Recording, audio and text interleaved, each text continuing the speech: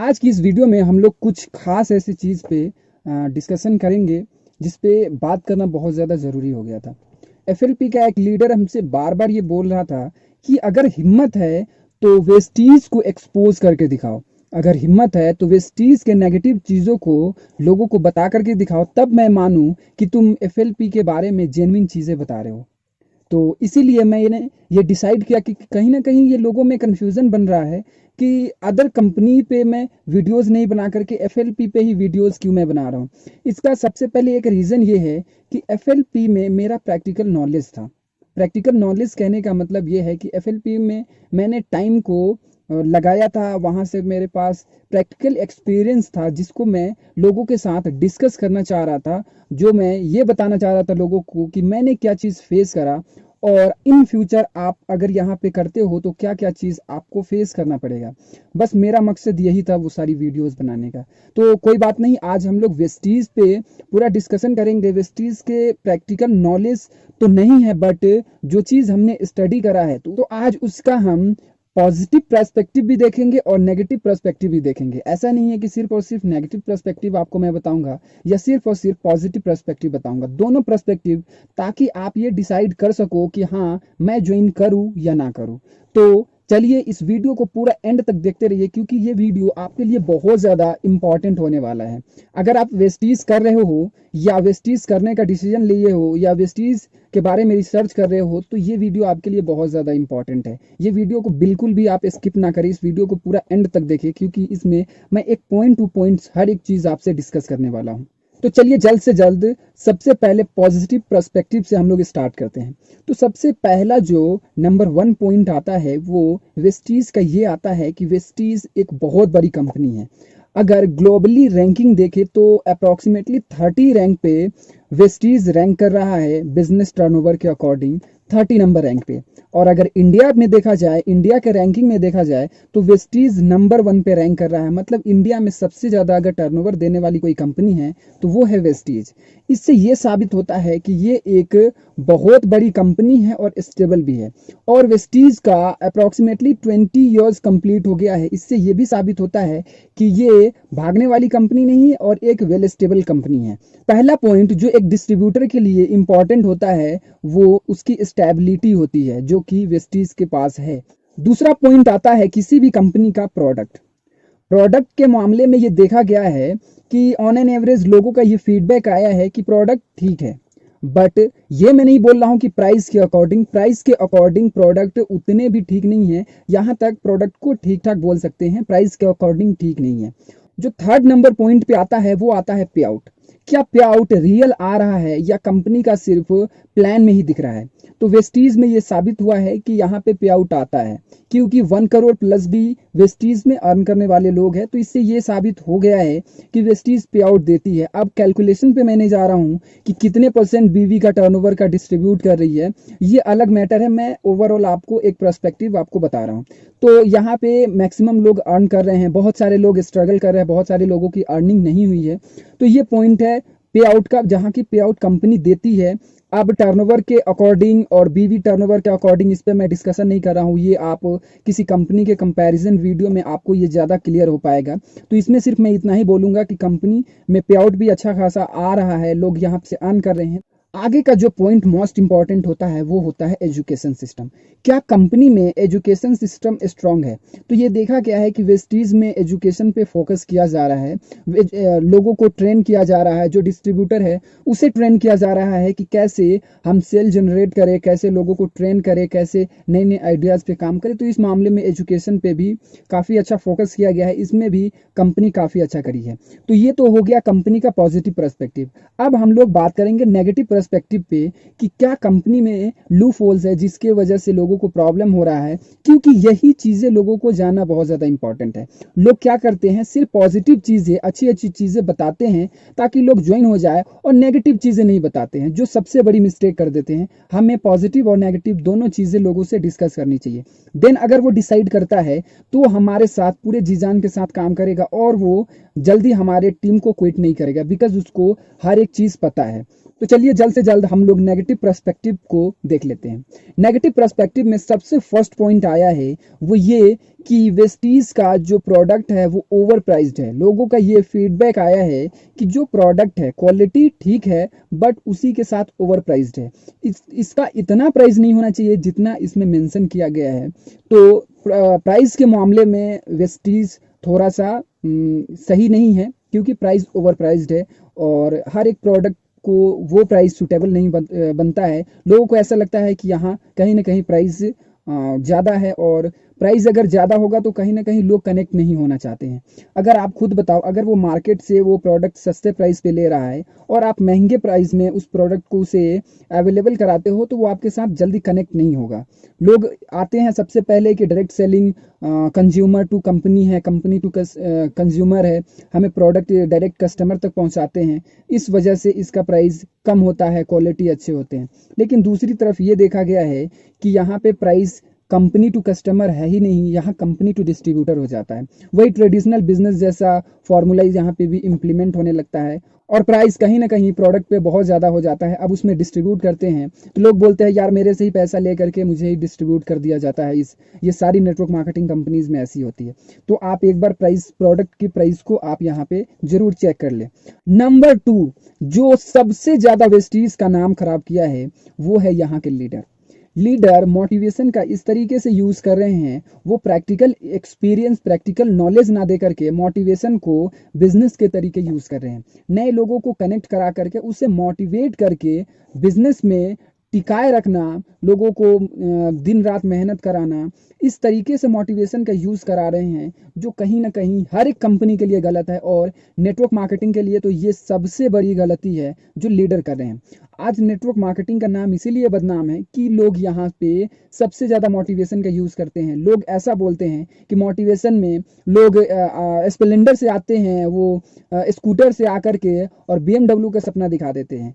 तो इस तरीके से प्लान और मोटिवेट ना करके प्रैक्टिकल नॉलेज, उसे रियल एजुकेशन दिया जाए तो ये कहीं ना कहीं बहुत अच्छा हो सकता है। तो इस मामले में वेस्टीज के जो लीडर है वो काफ़ी और नेक्स्ट लेवल तक पहुंच गए हैं। मोटिवेशन का तो उन्होंने धज्जियां उड़ा दिया है, सभी लोगों को मोटिवेट करके। इस मामले में तो मैक्सिमम लोगों का फीडबैक आया कि बहुत मोटिवेशन का वहाँ यूज़ हो रहा है। नंबर 3, जो कि बहुत जेन्युइन प्रॉब्लम है, वो प्रॉब्लम क्या है कि अगर वेस्टीज में प्रोडक्ट लेते हैं डायरेक्ट, अगर जा करके हम कोई शॉप से, तो वहाँ पे प्रोडक्ट का प्राइस ज़्यादा होता है। बट वही product, same product e commerce पे अगर देखें तो वहाँ पे उसका प्राइस बहुत ज़्यादा लो है। यही प्रॉब्लम FLP में भी था, जो कि मैंने लोगों को बताया था कि इस तरीके से नए लोगों को प्रॉब्लम होता है। पुराने लोगों को तो प्रॉब्लम नहीं होता है, बिकॉज उसके पास बड़ी टीम है, उससे टीम को गाइड करना। अगर टीम भी परचेज कर लिया, रीपरचेज हर महीने कर रहा है, तो उसका चेक बन जाता है।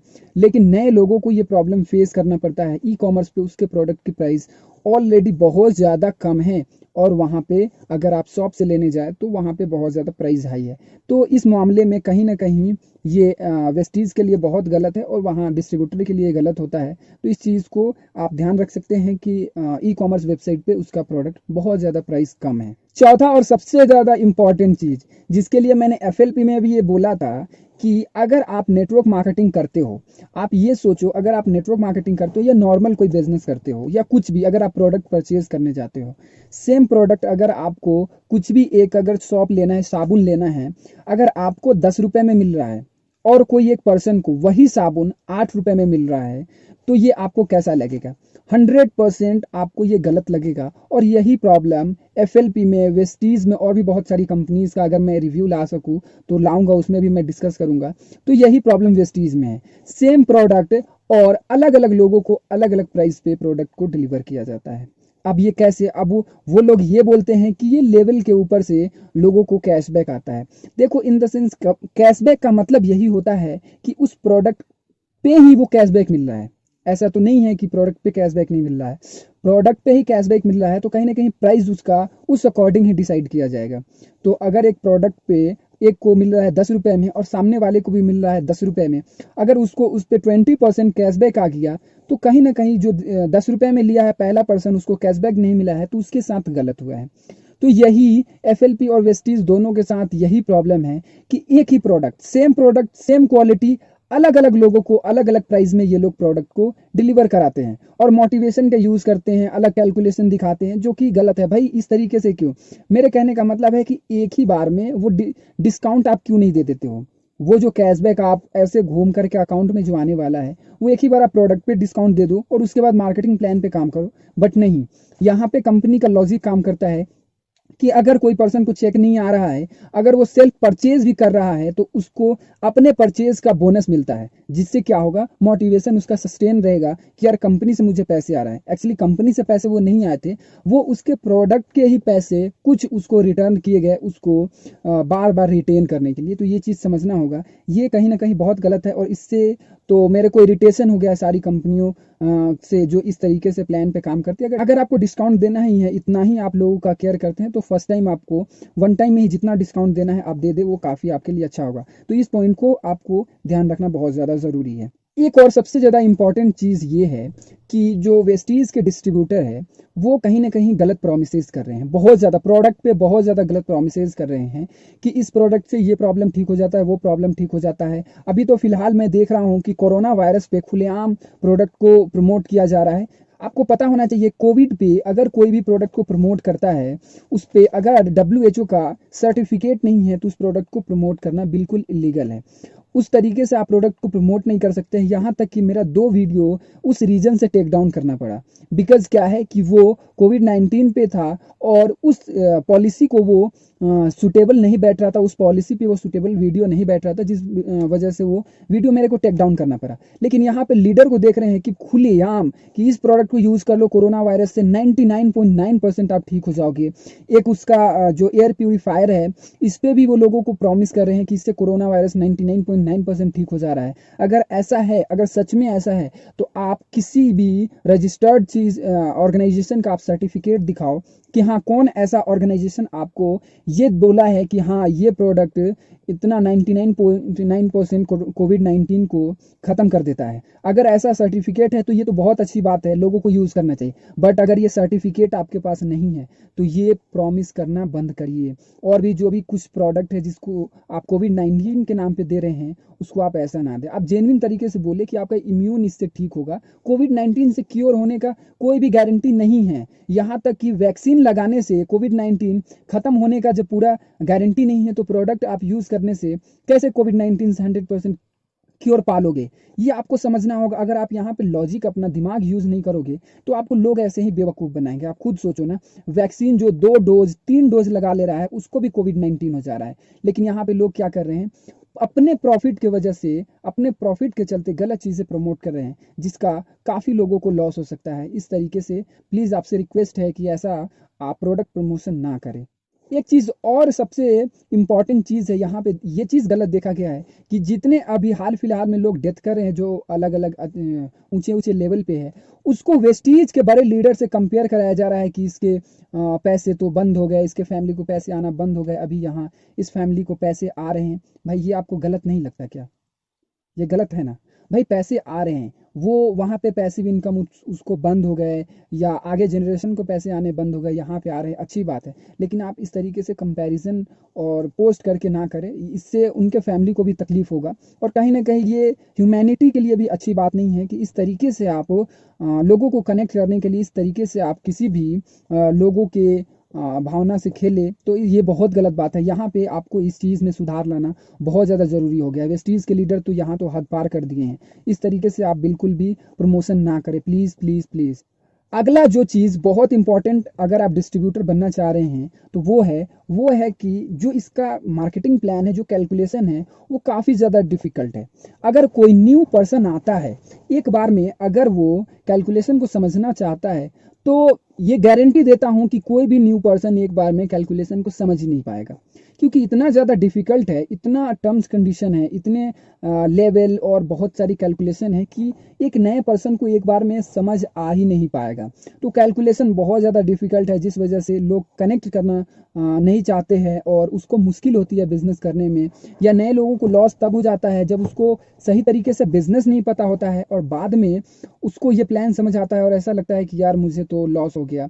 तो मैं आपको सजेस्ट करूंगा कि आप ज्वाइन होने से पहले प्लीज़ पूरी नॉलेज को आप ले ले, पूरे प्लान को समझ ले, देन ही आप उसमें ज्वाइन करने का डिसीजन ले, अदरवाइज आप डिसीजन ना ले। सबसे मोस्ट इंपॉर्टेंट चीज़, आप प्लान को 110% पहले पूरा जानो समझ लो, उसके बाद ही इसमें ज्वाइन करने का डिसीजन लो। और लास्ट सबसे जो बुरा लगा वो ये है कि वेस्टीज़ के जो लीडर है, और वेस्टीज़ नहीं ऑलमोस्ट मैक्सिमम कंपनीज में ये देख रहा हूँ कि अदर प्रोफेशन को वो इतना गलत बोलते हैं जिसका कोई हद हिसाब नहीं। आप दुनिया का कोई भी प्रोफेशन में हो, नेटवर्क मार्केटिंग वाला उसको गलत साबित कर देगा, वो बोल ही देगा, वो इस तरीके से साबित कर ही देगा कि नेटवर्क मार्केटिंग अगर आप नहीं करते हो तो आप लाइफ में समझो कुछ नहीं कर रहे हो, आपको लाइफ में नुकसान हो जाएगा। अगर आप स्टडी कर रहे हो, आप जॉब कर रहे हो, आप डॉक्टर हो, इंजीनियर हो, सिंगर हो, कुछ भी हो, लेकिन वो ये जरूर बोलेगा कि भाई इसका लाइफ नहीं है। भाई ऐसे नहीं होता है। हर एक पर्सन हर एक प्रोफेशन में जा ही नहीं सकता। हर एक का माइंडसेट बना हुआ है, अलग अलग लोगों का अलग अलग माइंडसेट है, और वो उसी माइंडसेट के साथ काम कर पाएगा। आप चाहोगे कि हम जो बोल रहे हैं उसको वो समझे, वही करे, तो ये बिल्कुल गलत है, ऐसा नहीं होता है। तो इस मामले में ये देखा गया है कि वेस्टीज़ के लीडर काफ़ी लोगों को गलत बोलते हैं, दूसरे प्रोफेशन वाले को गलत बोलते हैं, जो कि बहुत ज़्यादा गलत है। ये चीज़ें आपको ध्यान रखनी बहुत ज़्यादा ज़रूरी है। तो आज की वीडियो में मैंने दोनों पर्सपेक्टिव को रखा। अब आपको खुद डिसाइड करना है कि आपको कंपनी करना है, नहीं करना है, क्या करना है। मेरा काम था सिर्फ पर्सपेक्टिव को दिखाना। यही काम मैं एफएलपी के साथ किया था कि उसके पर्सपेक्टिव को रखा, उसके लीडर कैसे लोगों के साथ फ्रॉड कर रहे हैं उस पर्सपेक्टिव को रखा, क्या क्या टर्म्स कंडीशन है उस पर्सपेक्टिव को रखा। तो यहाँ लोगों को क्या लगा, हम तो एफएलपी के अगेंस्ट हो गए। भाई मैं क्यों हो जाऊंगा, और मेरे अगेंस्ट हो जाने से कंपनी बंद थोड़ी हो जाएगी, और मैं अगेंस्ट होकर करूंगा क्या। लेकिन मैंने इसलिए उस वीडियोस को बनाया कि मैंने जो रियल एक्सपीरियंस लिया है वो लोगों को मिले, वो लोग को डिसीजन लेने में इजी हो। लेकिन यहाँ लोगों को समझ नहीं आएगा, क्योंकि मैं बोल ही दिया हूँ कि लोग यहाँ इस तरीके से मोटिवेट होकर काम कर रहे हैं कि उनको कुछ समझ नहीं आता है। वो सिर्फ और सिर्फ उस कंपनी का गुणगान करेंगे, जो कि कंपनी उसे नहीं सिखा रही है, उससे लीडर सिखा रहे हैं। तो आज की वीडियो में इतना ही। वीडियो अच्छा लगा हो तो लाइक करें, कमेंट जरूर करें। आपका जो भी क्वेश्चन डाउट हो या नेक्स्ट किस कंपनी पे मैं वीडियोस बनाऊँ वो मुझे कमेंट में ज़रूर बताएं। चैनल पे पहली बार आए हैं तो चैनल को सब्सक्राइब करें, बेल आइकन पे क्लिक करें, और ऑल नोटिफिकेशन को ज़रूर सेलेक्ट करें। फिर मिलते हैं आपको कोई नेक्स्ट वीडियो में, तब तक के लिए बाय, कीप स्माइलिंग।